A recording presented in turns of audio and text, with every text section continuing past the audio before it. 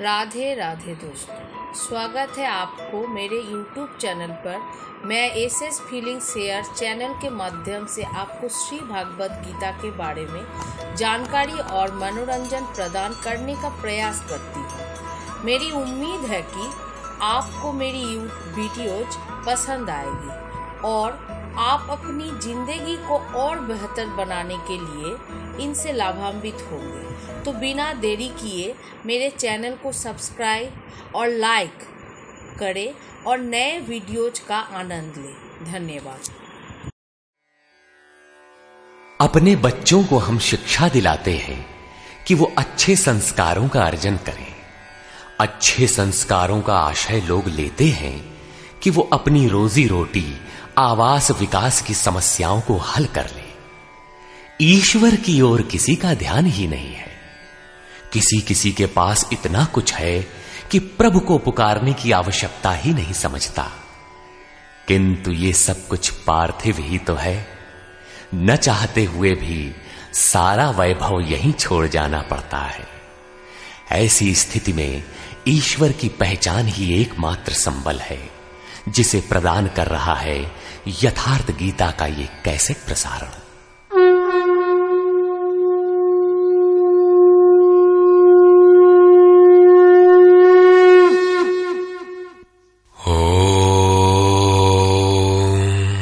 श्री परमात्मने नमः। यथार्थ गीता श्रीमद् भगवत गीता अथ 10वां।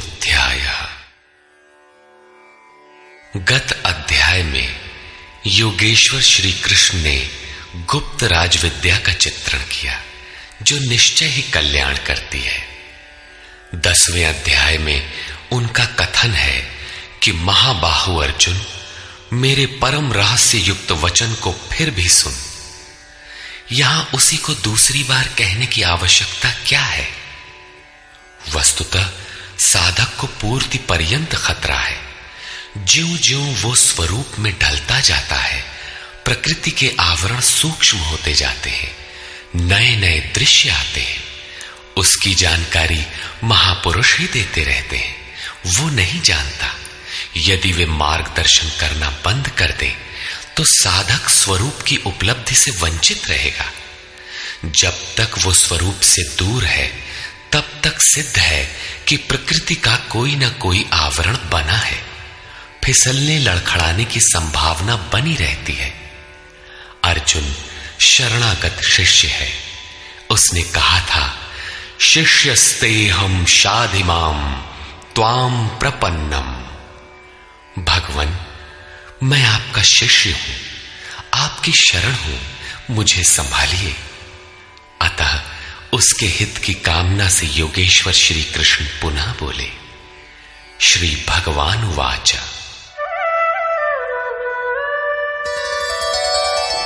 भूय एव महाबाहो शृणु मे परमं वचः यत्तेऽहं प्रीयमाणाय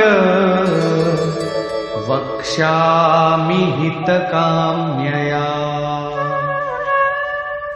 महाबाहु अर्जुन, मेरे परम प्रभाव युक्त वचन को पुनः सुन, जो मैं तुझ अतिशय प्रेम रखने वाले के हित की इच्छा से कहूंगा।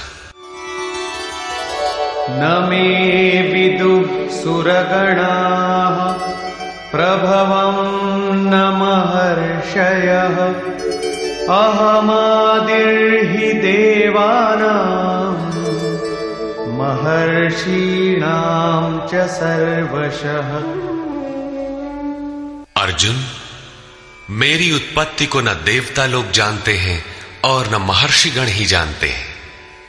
श्री कृष्ण ने कहा था, जन्म कर्म च मे दिव्यम। मेरा वो जन्म और कर्म अलौकिक है, इन चर्म चक्षुओं से देखा नहीं जा सकता। इसलिए मेरे उस प्रकट होने को देव और महर्षि स्तर तक पहुंचे हुए लोग भी नहीं जानते। मैं सब प्रकार से देवताओं और महर्षियों का आदि कारण हूं।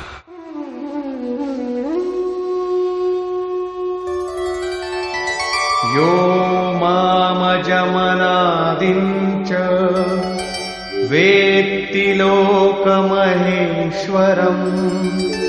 असम्मूढः समर्थ्येषु सर्वपापैः प्रमुच्यते। जो मुझ जन्म मृत्यु से रहित, आदि अंत से रहित, सब लोगों के महान ईश्वर को साक्षात्कार सहित विदित कर लेता है, वो पुरुष मरण धर्मा मनुष्यों में ज्ञानवान है, अर्थात अज, अनादि और सर्वलोक महेश्वर को भली प्रकार जानना ही ज्ञान है। और ऐसा जानने वाला संपूर्ण पापों से मुक्त हो जाता है, पुनर्जन्म को प्राप्त नहीं होता। श्री कृष्ण कहते हैं कि ये उपलब्धि भी मेरी ही देन है।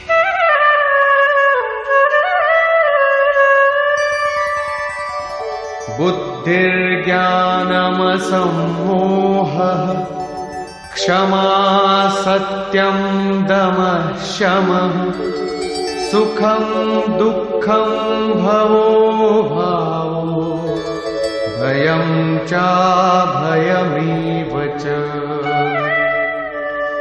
अर्जुन, निश्चयात्मिका बुद्धि, साक्षात्कार सहित जानकारी, लक्ष्य में विवेक पूर्वक प्रवृत्ति, क्षमा, शाश्वत सत्य, इंद्रियों का दमन, मन का शमन, अंतःकरण की प्रसन्नता, चिंतन पथ के कष्ट, परमात्मा की जागृति, स्वरूप की प्राप्ति काल में सर्वस्व का विलय, इष्ट के प्रति अनुशासनात्मक भय और प्रकृति से निर्भयता तथा अहिंसा समता तुष्टिः तपोदानं यशो यशः भवन्ति भावा भूतानां मत्त एव पृथग्विधाः।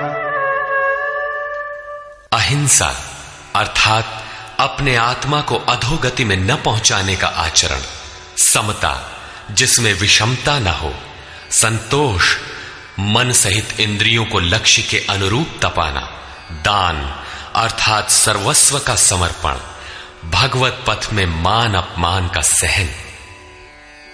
इस प्रकार प्राणियों के उपर्युक्त भाव मुझसे ही होते हैं। ये सभी भाव दैवी चिंतन पद्धति के लक्षण हैं। इनका अभाव ही आसुरी संपद है। महर्षयः सप्त पूर्वे चत्वारो मनवस्तथा मद्भावा मानसा जाता येषां लोक इमाः प्रजाः। सप्तर्षि अर्थात योग की 7 क्रमिक भूमिकाएं अर्थात शुभेच्छा, सुविचारणा, तनुमानसा, सत्वापत्ति, असंसक्ति, पदार्था भावना और तुर्यगा तथा इनके अनुरूप अंतःकरण चतुष्टय अर्थात मन, बुद्धि, चित्त और अहंकार, उसके अनुरूप मन जो मेरे में भाव वाला है, ये सब मेरे ही संकल्प से अर्थात मेरी प्राप्ति के संकल्प से तथा जो मेरी ही प्रेरणा से होते हैं, दोनों एक दूसरे के पूरक हैं, उत्पन्न होते हैं। इस संसार में ये अर्थात संपूर्ण दैवी संपद इन्हीं की प्रजा है, क्योंकि सप्त भूमिकाओं के संचार में दैवी संपद ही है, अन्य नहीं। एतां विभूतिं योगं च मम यो वेत्ति तत्त्वतः सोऽविकम्पेन योगेन युज्यते नात्र संशयः। जो पुरुष योग की और मेरी उपर्युक्त विभूतियों को साक्षात्कार के साथ जानता है, वो स्थिर ध्यान योग द्वारा मुझ में एक ही भाव से स्थित होता है। इसमें कुछ भी संशय नहीं है। जिस प्रकार वायु रहित स्थान में रखे दीपक की लौ सीधी जाती है, कंपन नहीं होता, योगी के जीते हुए चित्त की यही परिभाषा है। प्रस्तुत श्लोक में अविकंपेन शब्द इसी आशय की ओर संकेत करता है। अहम सर्वस्य प्रभवो मत्तः सर्वं प्रवर्तते इति मत्वा भजन्ते मां बुधा भाव समन्विता। मैं संपूर्ण जगत की उत्पत्ति का कारण हूं, मुझसे ही संपूर्ण जगत चेष्टा करता है। इस प्रकार मानकर श्रद्धा और भक्ति से युक्त विवेकी जन मेरा निरंतर भजन करते हैं। तात्पर्य यह है कि योगी द्वारा मेरे अनुरूप जो प्रवृत्ति होती है उसे मैं ही किया करता हूं, वो मेरा ही प्रसाद है। कैसे है, इसे पीछे स्थान स्थान पर बताया जा चुका है। वे निरंतर भजन किस प्रकार करते हैं, इस पर कहते हैं,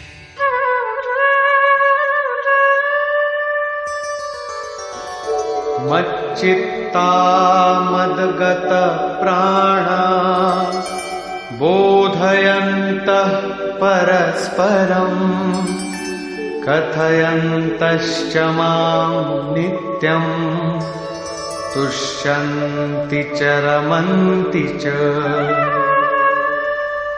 अन्य किसी को स्थान न देकर मुझ में ही निरंतर चित्त को लगाने वाले, मुझ में ही प्राणपण से प्राणों को लगाने वाले सदैव परस्पर मेरी प्रक्रियाओं का बोध करते हैं, मेरा गुणगान करते हुए ही संतुष्ट होते हैं तथा निरंतर मुझ में ही रमण करते हैं।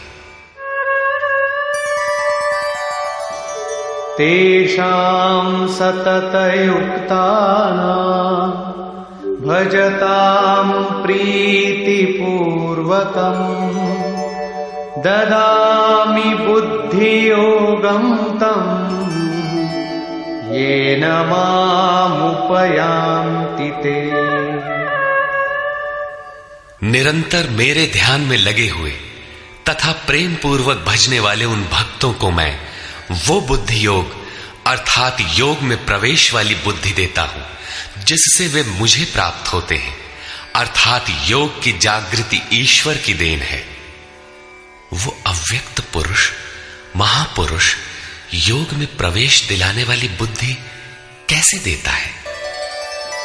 तेषामेवानुकंपार्थम् अहमज्ञानजं तमः नाशयाम्यात्मभावस्थो ज्ञानदीपेन भास्वता। उनके ऊपर पूर्ण अनुग्रह करने के लिए मैं उनकी आत्मा से अभिन्न खड़ा होकर, रथी होकर अज्ञान से उत्पन्न हुए अंधकार को ज्ञान रूपी दीपक के द्वारा प्रकाशित कर नष्ट करता हूं। वस्तुतः किसी स्थित प्रज्ञ योगी द्वारा जब तक वो परमात्मा आपके आत्मा से ही जागृत होकर संचालन नहीं करता, तब तक वास्तव में यथार्थ भजन आरंभ ही नहीं होता। वैसे तो भगवान सर्वत्र से बोलने लगते हैं, लेकिन प्रारंभ में वे स्वरूपस्थ महापुरुष द्वारा ही बोलते हैं। यदि ऐसा महापुरुष आपको प्राप्त नहीं है तो वे आपसे स्पष्ट नहीं होंगे। इस पर अर्जुन ने प्रश्न किया। अर्जुन उवाच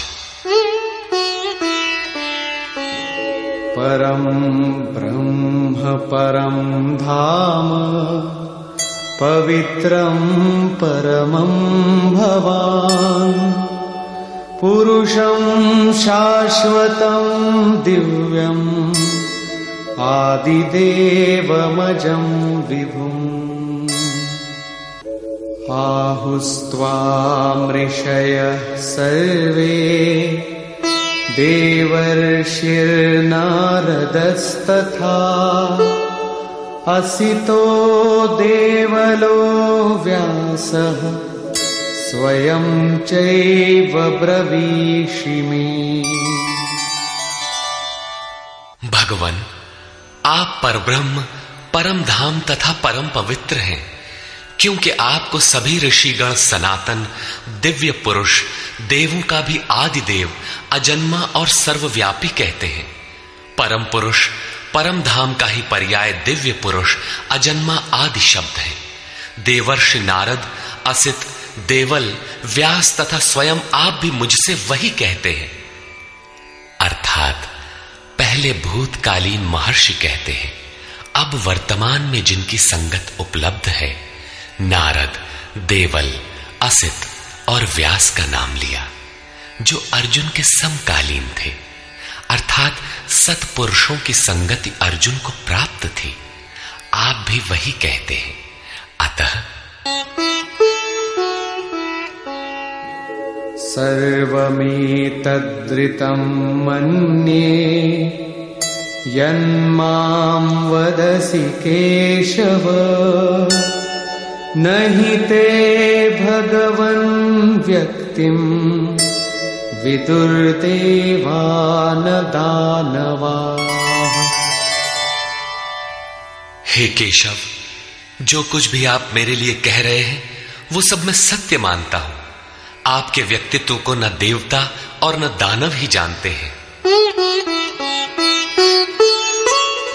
स्वयमेवात्मनात्मानं वेत्थत्वं पुरुषोत्तम, भूतभावन भूतेश देवदेव जगत्पते। हे भूतों को उत्पन्न करने वाले, हे भूतों के ईश्वर, हे देव देव, हे जगत के स्वामी, हे पुरुषों में उत्तम, स्वयं आप ही अपने को जानते हैं, अथवा जिसकी आत्मा में जागृत होकर आप जना देते हैं वो जानता है। वो भी आपके द्वारा आपका जानना हुआ। इसलिए वक्तुमर्हस्य शेषेण दिव्यायात्मविभूतयः, याभिर्विभूतिभिर्लोकान् इमांस्त्वं व्याप्य तिष्ठसि। आप ही अपनी उन दिव्य विभूतियों को संपूर्ण रूप से लेश मात्र भी शेष न रखकर कहने में सक्षम है, जिन विभूतियों द्वारा आप इन सब लोगों को व्याप्त करके स्थित हैं। कथं विद्यामहं योगिन् स्वां सदा परिचिन्तयन्, केषु केषु च भावेषु चिन्त्योऽसि भगवन्मया। हे योगिन, श्री कृष्ण एक योगी थे। मैं किस प्रकार निरंतर चिंतन करता हुआ आपको जानूं, और हे भगवान, मैं किन किन भावों द्वारा आपका स्मरण करूं। विस्तरेणात्मनो योगं विभूतिं च जनार्दन, भूयः कथय तृप्तिर्हि शृण्वतो नास्ति मे मृतम्। हे जनार्दन, अपनी योग शक्ति को और योग की विभूति को फिर भी विस्तार पूर्वक कहिए। संक्षेप में तो इसी अध्याय के आरंभ में कहा ही है, पुनः कहिए, क्योंकि अमृत तत्व को दिखाने वाले इन वचनों को सुनने से मेरी तृप्ति नहीं होती। रामचरित जे सुनत अघाही, रस विशेष जाना तिन नाही। जब तक प्रवेश नहीं मिल जाता तब तक उसे अमृत तत्व को जानने की पिपासा बनी रहती है। प्रवेश से पूर्व रास्ते में ही यह सोचकर कोई बैठ गया कि बहुत जान लिया, तो उसने नहीं जाना। सिद्ध है कि उसका मार्ग अवरुद्ध होना चाहता है। इसलिए साधक को पूर्ति पर्यंत इष्ट के निर्देशन को पकड़ते रहना चाहिए और उसे आचरण में ढालना चाहिए। अर्जुन की उक्त जिज्ञासा पर योगेश्वर श्री कृष्ण ने कहा, श्री भगवान वाच,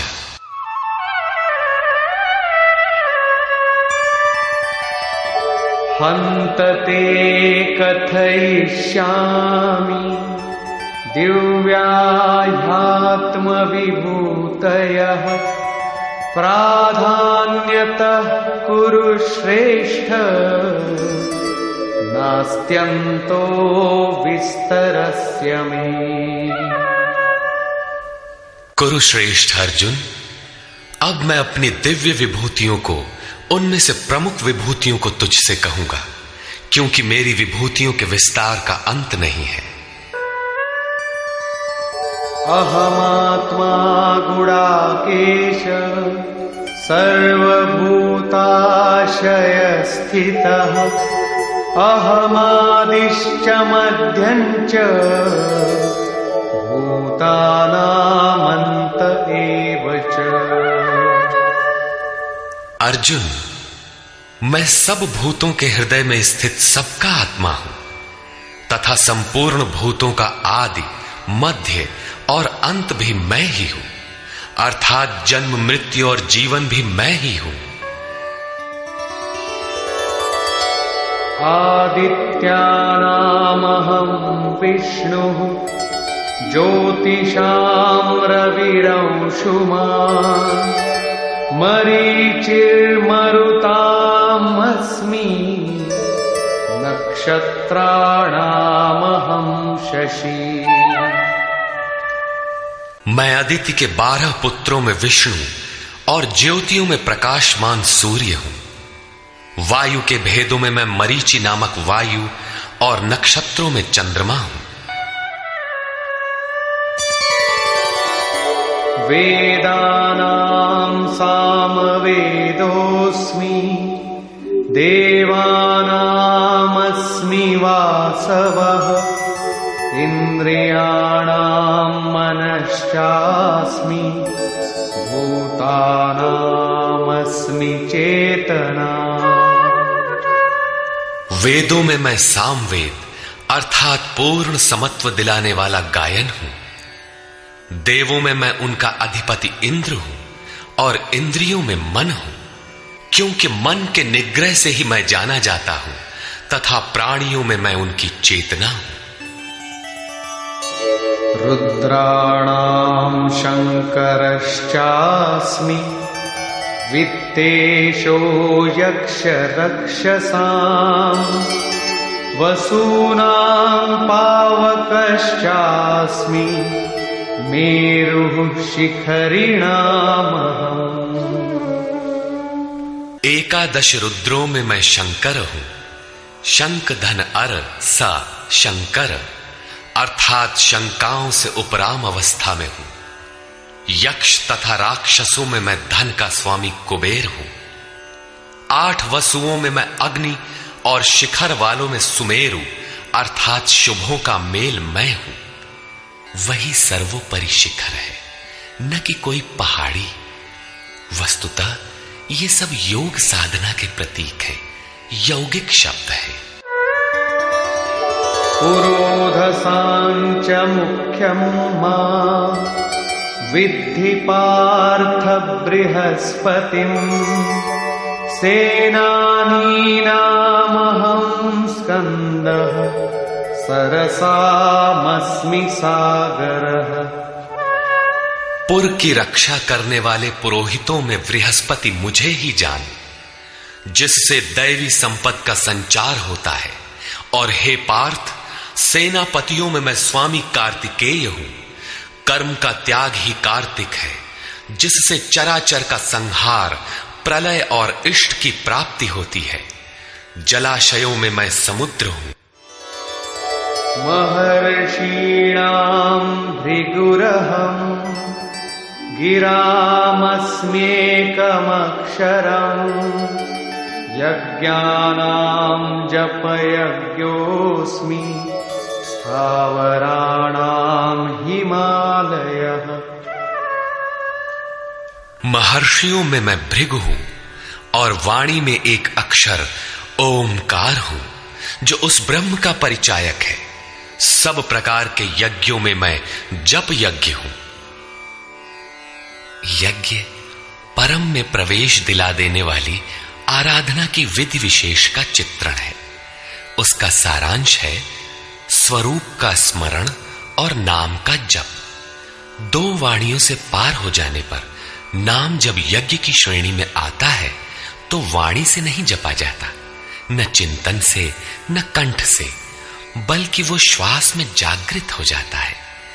केवल सुरत को श्वास के पास लगाकर मन से अविरल चलना भर पड़ता है। यज्ञ की श्रेणी वाले नाम का उतार चढ़ाव श्वास पर निर्भर है। ये क्रियात्मक है। स्थिर रहने वालों में हिमालय हूं। शीतल, सम और अचल एकमात्र परमात्मा है। जब प्रलय हुआ तब मन उसी शिखर में बंध गया। अचल, सम और शांत ब्रह्म का प्रलय नहीं होता। उस ब्रह्म की पकड़ मैं हूं। अश्वत्थः सर्ववृक्षाणां देवर्षीणां च नारदः गन्धर्वाणां चित्ररथः सिद्धानां कपिलो मुनिः। सब वृक्षों में मैं अश्वत्थ हूं। अश्व कल तक भी जिसके रहने की गारंटी नहीं दी जा सकती, ऐसा ऊर्ध्व मूलधः शाखम अश्वत्थ। ऊपर परमात्मा जिसका मूल है, नीचे प्रकृति जिसकी शाखाएं हैं, ऐसा संसार ही एक वृक्ष है जिसे पीपल की संज्ञा दी गई है। सामान्य पीपल का वृक्ष नहीं कि पूजा करने लगे।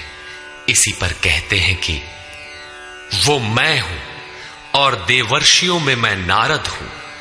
नाद रंध्रः स नारद। दैवी संपद इतनी सूक्ष्म हो गई कि स्वर में उठने वाली ध्वनि अर्थात नाद पकड़ में आ जाए, ऐसी जागृति मैं हूं। गंधर्वों में मैं चित्ररथ हूं, अर्थात गायन अर्थात चिंतन करने वाली प्रवृत्तियों में जब स्वरूप चित्रित होने लगे, वो अवस्था विशेष मैं हूं। सिद्धों में मैं कपिल मुनि हूं। काया ही कपिल है। इसमें जब लव लग जाए, उस ईश्वरीय संचार की अवस्था मैं हूं। उच्चैश्रवसमश्वानां विद्धि माममृतोद्भवम् ऐरावतं गजेन्द्राणां नराणां च नराधिपम्। घोड़ों में मैं अमृत से उत्पन्न होने वाला उच्चैः श्रवा नामक घोड़ा हूं। दुनिया में हर वस्तु नाशवान है, आत्मा ही अजर अमर अमृत स्वरूप है। इस अमृत स्वरूप से जिसका संचार है, वो घोड़ा मैं हूं। घोड़ा गति का प्रतीक है। आत्म तत्व को ग्रहण करने में मन जब उधर गति पकड़ता है, घोड़ा है। ऐसी गति मैं हूं। हाथियों में ऐरावत नामक हाथी मैं हूं। मनुष्यों में राजा मुझको जान। वस्तुतः महापुरुष ही राजा है, जिसके पास अभाव नहीं है। आयुधानामहं वज्रं धेनूनामस्मि कामधुक् प्रजनश्चास्मि कन्दर्पः सर्पाणामस्मि वासुकी। शस्त्रों में मैं वज्र हूं, गायों में कामधेनु हूं। कामधेनु कोई ऐसी गाय नहीं है जो दूध के स्थान पर मनचाहा व्यंजन परसती हो। ऋषियों में वशिष्ठ के पास कामधेनु थी। वस्तुतः गो इंद्रियों को कहते हैं। इंद्रियों का संयत होना इष्ट को वश में रखने वाले में पाया जाता है। जिसकी इंद्रियां ईश्वर के अनुरूप स्थिर हो जाती हैं, उसके लिए उसी की इंद्रियां कामधेनु बन जाती है। फिर तो जो इच्छा करी हऊ मन माही, हरि प्रसाद कछु दुर्लभ नाही। उसके लिए कुछ भी दुर्लभ नहीं रहता। प्रजनन करने वालों में नवीन स्थितियों को प्रकट करने वाला मैं हूं। प्रजनन, एक तो लड़का बाहर पैदा किया जाता है चराचर में रात दिन पैदा ही होते हैं। चूहे चींटी रात दिन करते हैं ऐसा नहीं, बल्कि एक स्थिति से दूसरी स्थिति, इस प्रकार वृत्तियों का परिवर्तन होता है। वो परिवर्तित स्वरूप मैं हूं। सर्पों में मैं वासुकी हूं। अनन्तश्चास्मि नागानां वरुणो यादसामहम् पितॄणामर्यमा चास्मि यमः संयमतामहम्। नागों में मैं अनंत अर्थात शेष नाग हूं। वैसे तो ये कोई सर्प नहीं है। गीता की समकालीन पुस्तक श्रीमद् भागवत में इसके रूप की चर्चा है कि इस पृथ्वी से 30,000 योजन की दूरी पर उस परमात्मा की वैष्णवी शक्ति है, जिसके सिर पर यह पृथ्वी सरसों के दाने की तरह भार रहित टिकी है। उस युग में योजन का पैमाना चाहे जो रहा हो, फिर भी यह पर्याप्त दूर है। वस्तुतः ये आकर्षण शक्ति का चित्रण है। वैज्ञानिकों ने जिसे ईथर माना है। ग्रह उपग्रह सभी उसी शक्ति के आधार पर टिके हैं। उस शून्य में ग्रहों का कोई भार भी नहीं है। वो शक्ति सर्प की कुंडली की तरह सभी ग्रहों को लपेटे है। यही है वो अनंत, जिससे पृथ्वी धारण की जाती है। श्री कृष्ण कहते हैं, ऐसी ईश्वरीय शक्ति मैं हूं। जलचरों में उनका अधिपति वरुण हूं तथा पितरों में अर्यमा हूं। अहिंसा, सत्य, अस्तेय, ब्रह्मचर्य और अपरिग्रह 5 यम हैं। इनके पालन में आने वाले विकारों को काटना अरह है। विकारों के शमन से पितृ अर्थात भूत संस्कार तृप्त होते हैं, निवृत्ति प्रदान कर देते हैं। शासन करने वालों में मैं यमराज हूं अर्थात उपर्युक्त यमों का नियामक हूं।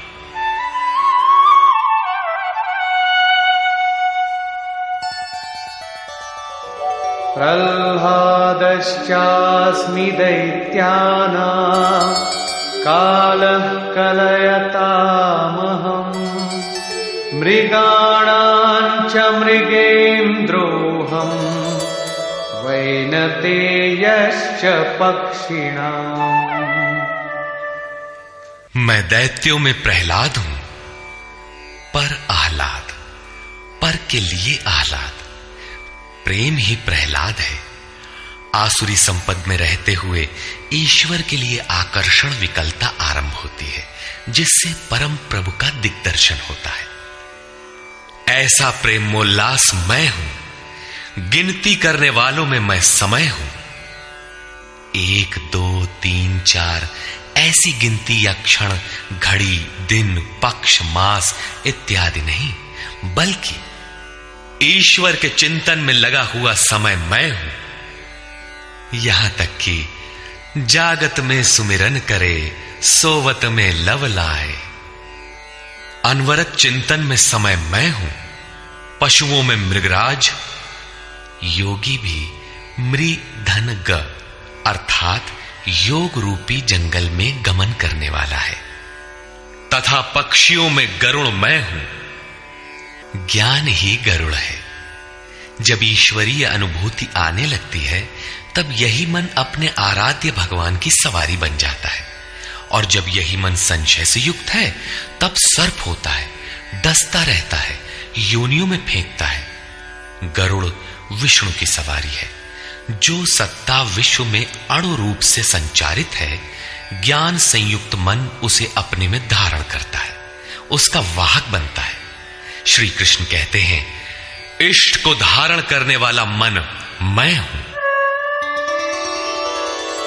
पवनः पवतामस्मि रामः शस्त्रभृतामहम् झषाणां मकरश्चास्मि स्रोतसामस्मि जाह्नवी। पवित्र करने वालों में मैं वायु हूं, शस्त्रधारियों में राम हूं। रमन्ति योगिनः यस्मिन् स रामः। योगी किसमें रमण करते हैं? अनुभव में। ईश्वर इष्ट रूप में जो निर्देशन देता है, योगी उसमें रमण करते हैं। उस जागृति का नाम राम है और वो जागृति मैं हूं। मछलियों में मगर तथा नदियों में गंगा मैं हूं। सर्गाणामादिरन्तश्च मध्यं चैवाहमर्जुन अध्यात्मविद्या विद्यानां वादः प्रवदतामहम्। हे अर्जुन, सृष्टियों का आदि अंत और मध्य मैं ही हूं। विद्याओं में अध्यात्म विद्या मैं हूं। जो आत्मा का आधिपत्य दिला दे वो विद्या मैं हूं। संसार में अधिकांश प्राणी माया के आधिपत्य में है। राग, द्वेष, काल, कर्म, स्वभाव और गुणों से प्रेरित हैं। इनके आधिपत्य से निकालकर आत्मा के आधिपत्य में ले जाने वाली विद्या मैं हूं, जिसे अध्यात्म विद्या कहते हैं। परस्पर होने वाले विवादों में ब्रह्म चर्चा में जो निर्णायक है, ऐसी वार्ता मैं हूं। शेष निर्णय तो अनिर्णीत होते हैं। अक्षराणामकारोऽस्मि द्वन्द्व सामासिकस्य च अहमेवाक्षयः कालो धाताहं विश्वतो मुखः। मैं अक्षरों में आकार, ओमकार तथा समासों में द्वंद्व नामक समास हूं। अक्षय काल मैं हूं। काल सदैव परिवर्तनशील है, किंतु वो समय जो अक्षय अजर अमर परमात्मा में प्रवेश दिलाता है, वो अवस्था मैं हूं। विराट स्वरूप अर्थात सर्वत्र व्याप्त, सबको धारण पोषण करने वाला भी मैं ही हूं।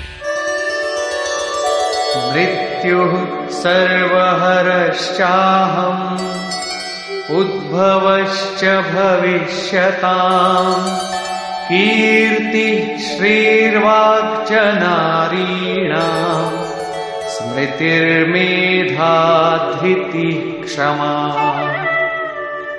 मैं सबका नाश करने वाला मृत्यु और आगे होने वालों की उत्पत्ति का कारण हूं।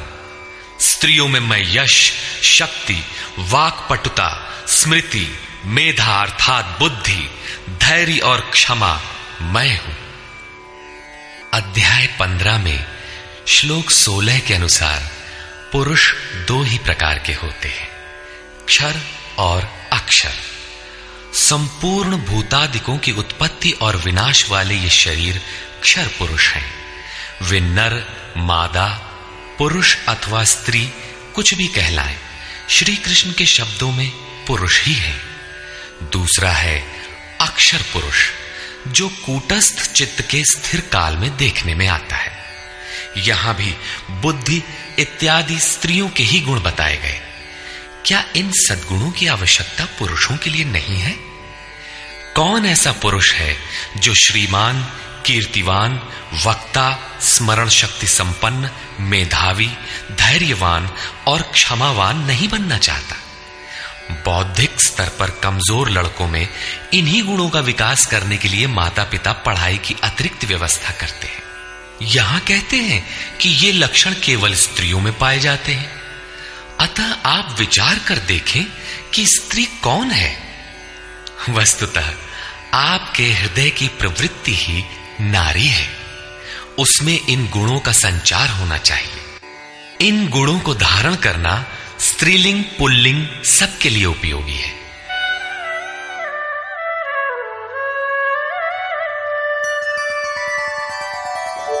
बृहत्साम तथा साम्ना गायत्री छन्दसामहम् मासानां मार्गशीर्षोऽहम् ऋतूनां कुसुमाकरः।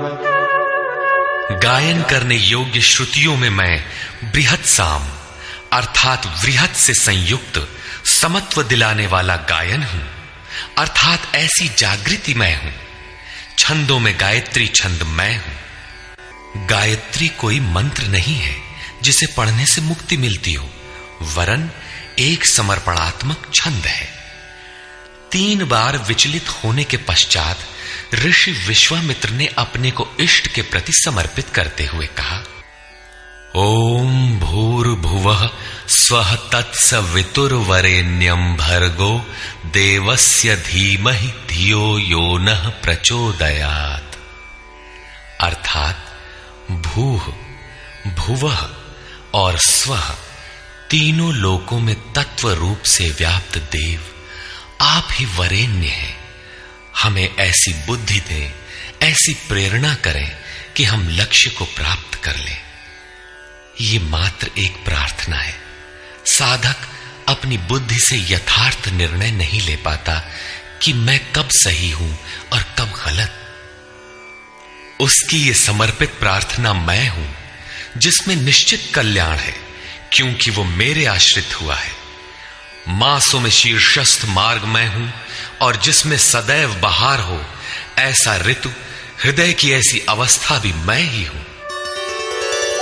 द्यूतं छलयतामस्मि तेजस्तेजस्विनामहम् जयोस्मि व्यवसायोस्मि सत्वं सत्ववतामहम्। तेजस्वी पुरुषों का तेज मैं हूं, जुए में छल करने वालों का छल मैं हूं। तब तो अच्छा है, जुआ खेलें, उसमें कल बल छल करें, वही भगवान है। नहीं, ऐसा कुछ नहीं है। ये प्रकृति ही एक जुआ है, यही ठगनी है। इस प्रकृति के द्वंद्व से निकलने के लिए दिखावा छोड़कर छिपाव के साथ गुप्त रूप से भजन करना ही छल है। छल है तो नहीं, किंतु बचाव के लिए आवश्यक है। जड़ भरत की तरह, उन्मत्त, अंधे, बहरे और गूंगे की तरह हृदय से जानकार होते हुए भी बाहर से ऐसे रहें कि अनजान हो, सुनते हुए भी न सुने, देखते हुए भी न देखें, छिपकर ही भजन का विधान है। तभी साधक प्रकृति पुरुष के जुए में पार पाता है। जीतने वालों की विजय मैं हूं और व्यवसायियों का निश्चय, जिसे अध्याय 2 श्लोक 41 में कह आए हैं। इस योग में निश्चयात्मक क्रिया एक है, बुद्धि एक ही है, दिशा एक ही है। ऐसी क्रियात्मक बुद्धि मैं हूं, सात्विक पुरुषों का तेज और ओज मैं हूं। वृष्णीनां वासुदेवोऽस्मि पाण्डवानां धनञ्जयः मुनीनामप्यहं व्यासः कवीनामुशना कविः। वृष्णि वंश में मैं वासुदेव अर्थात सर्वत्र वास करने वाला देव हूं। पांडवों में मैं धनंजय हूं। पुण्य ही पांडु है और आत्मिक संपत्ति ही स्थिर संपत्ति है। पुण्य से प्रेरित होकर आत्मिक संपत्ति को अर्जित करने वाला धनंजय मैं हूं। मुनियों में मैं व्यास हूं। परम तत्व को व्यक्त करने की जिसमें क्षमता है वो मुनि मैं हूं। कवियों में उष्णा अर्थात उसमें प्रवेश दिलाने वाला काव्यकार मैं हूं।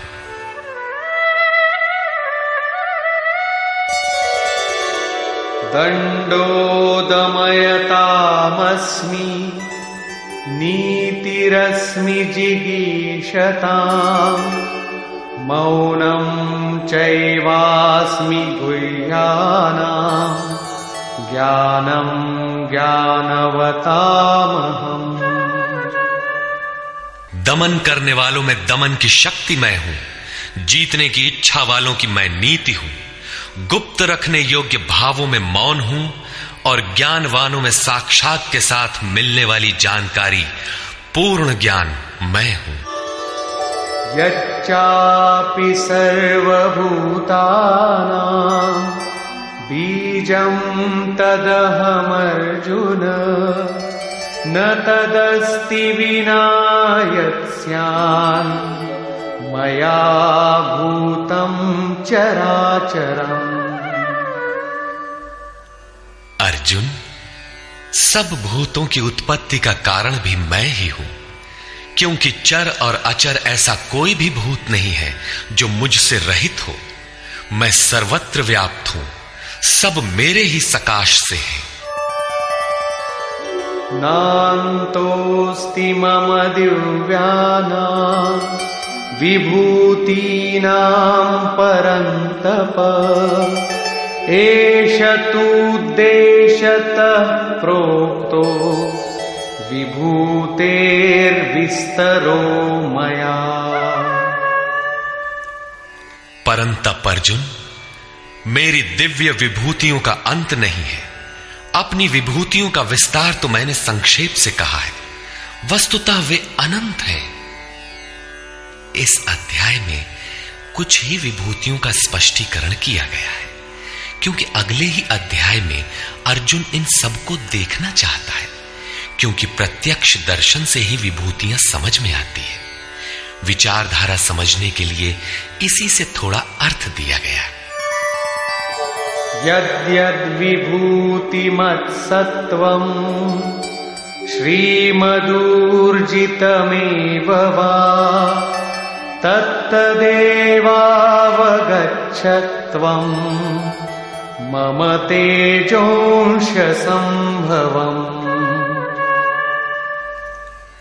जो भी ऐश्वर्य युक्त, कांति युक्त और शक्ति युक्त वस्तुएं हैं, उनको तू मेरे तेज के एक अंश मात्र से उत्पन्न हुई जान।